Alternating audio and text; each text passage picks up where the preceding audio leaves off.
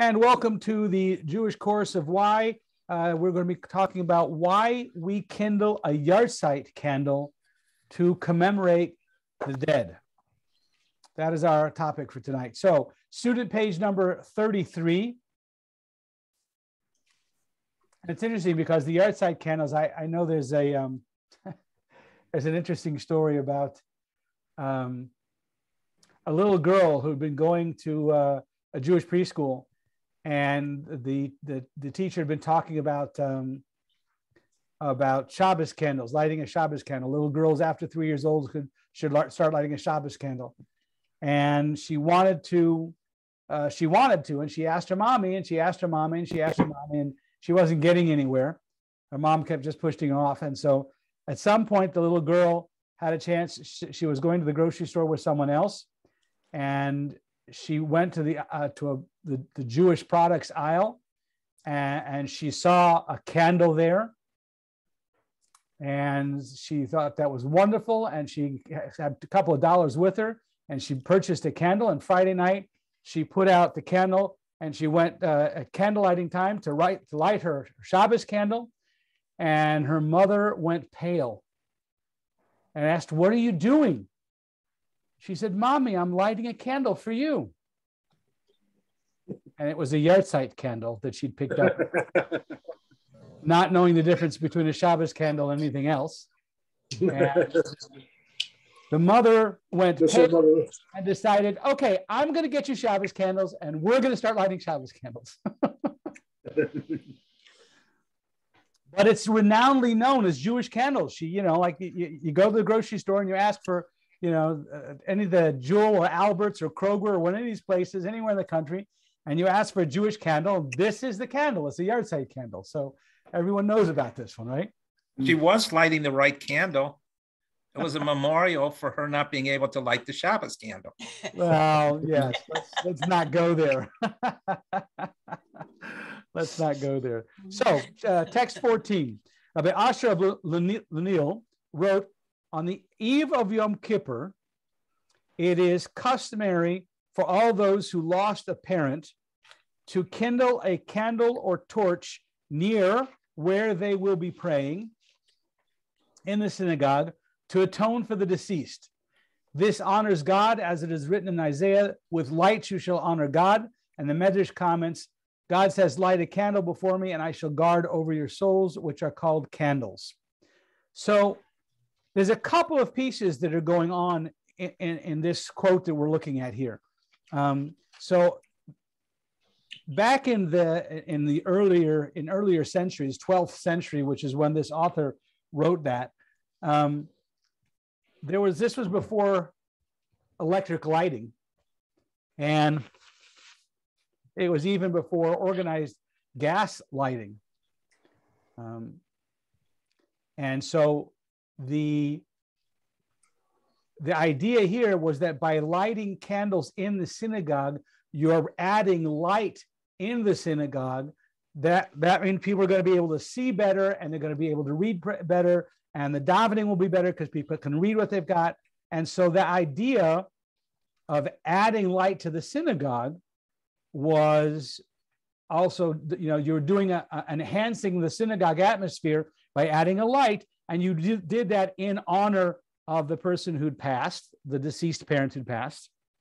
And so the goal of this custom was and why is it associated with Yom Kippur? So Yom Kippur, a Day of Atonement. The idea is that on Yom Kippur, when our God forgives us of all of our inequities, that's not just here in this world, but that's in the world to come as well. That over time, typically we talk about the first 11 months are purification process for the soul that's passed away. But after that, it's not a matter of purification as much as it's ma'alim b'kodesh, higher and higher in spiritual realms. So nevertheless, the idea is that there's a long journey in the afterlife. And so the more mitzvahs and things that we add to that person's neshama, then the higher they go within that spiritual world. So by adding light to the shul, especially on Yom Kippur, we're doing all those things for the benefit of the neshama that's passed. So, and the other aspect is, and as we've talked about this in one of our classes on the journey of the soul, this is the world of action. This is the world where you have an opportunity where the soul is stuck in a body. It has an opportunity to do acts of goodness and kindness, to fulfill mitzvahs. And so by the mitzvahs, the physical actions we do in this physical world, they have a potency that carries on into the next world. But we can only do them here and now. Once we pass from this world into the next world, that neshama is dependent on our acts of mitzvahs, of kindness that we do here in the world of action, to be able to elevate their neshamas as well. So it's the living that have to affect atonement on behalf of those who passed away, and to add schusim, merits for them. So candles are lit in the synagogue on the eve of Yom Kippur because to kindle light in a place of worship brings honor to God. And when this mitzvah is performed in honor of the deceased, it enables the deceased to attain higher atonement that they could not reach on their own in the world of the souls. But let's ask a different question now. Why a candle? Why a flame? What's special about candles? We could theoretically do any kind of mitzvahs, and it surely will. Whatever mitzvahs we do that are associated with that neshama will certainly bring that up. But why a candle? So we're going to go back to Kol Bo.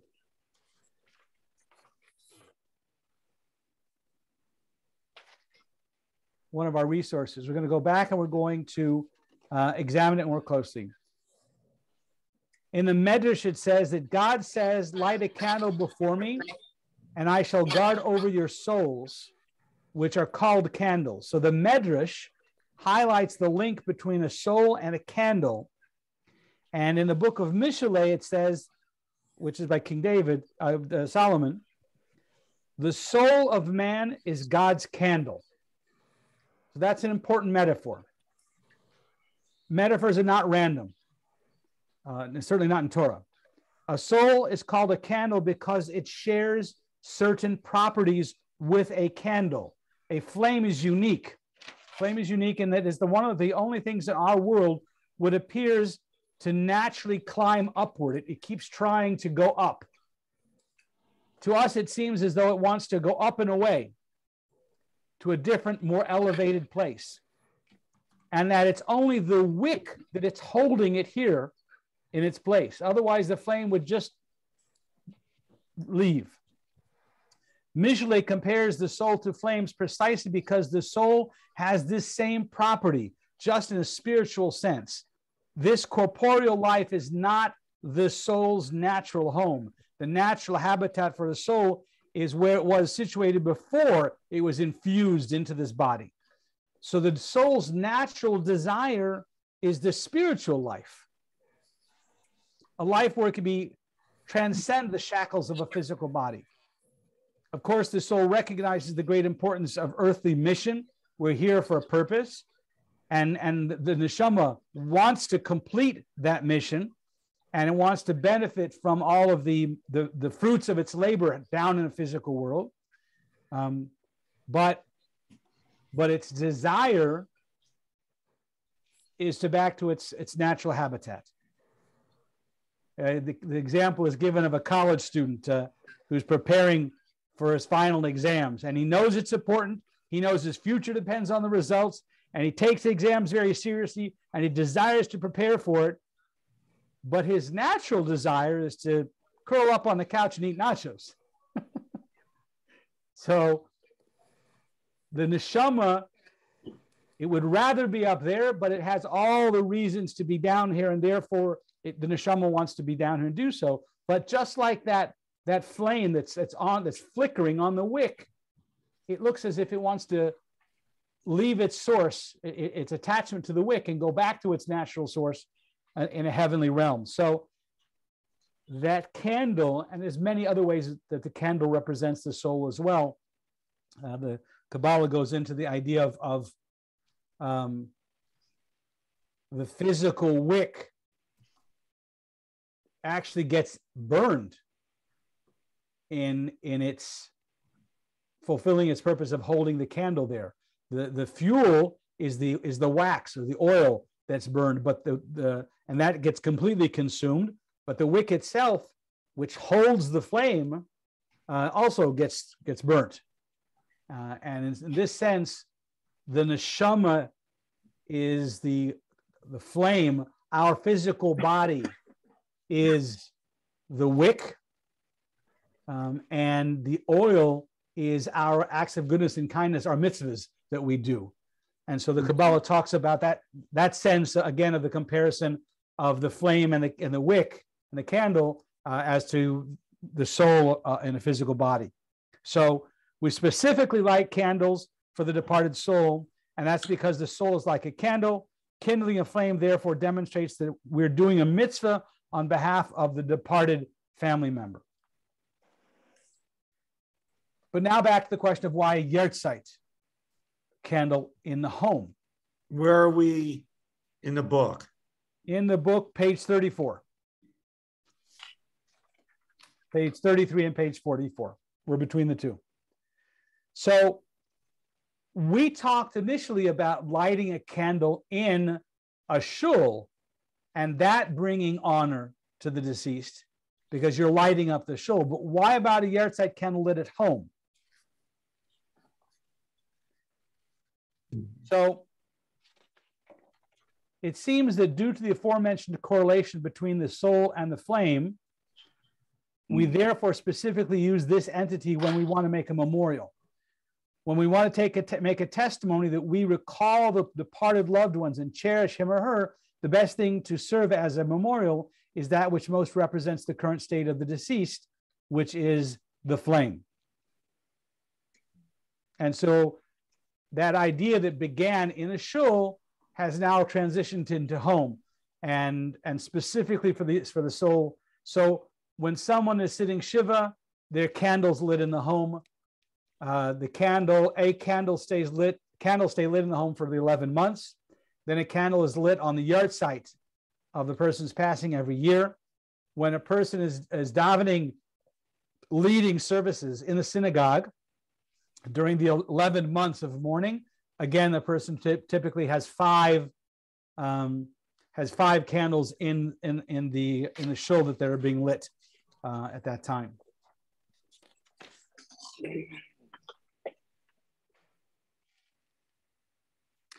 And it's interesting because so we have this as a minhag now, and there's some guidance around how to do a minhag and things like that. But some things are left to your feelings. So a very, very dear friend passed away earlier this year.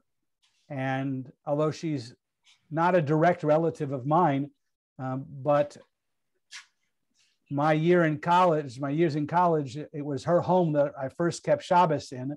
And it was her home I went the entire first year of college, every day, every week for Shabbos and for the holidays.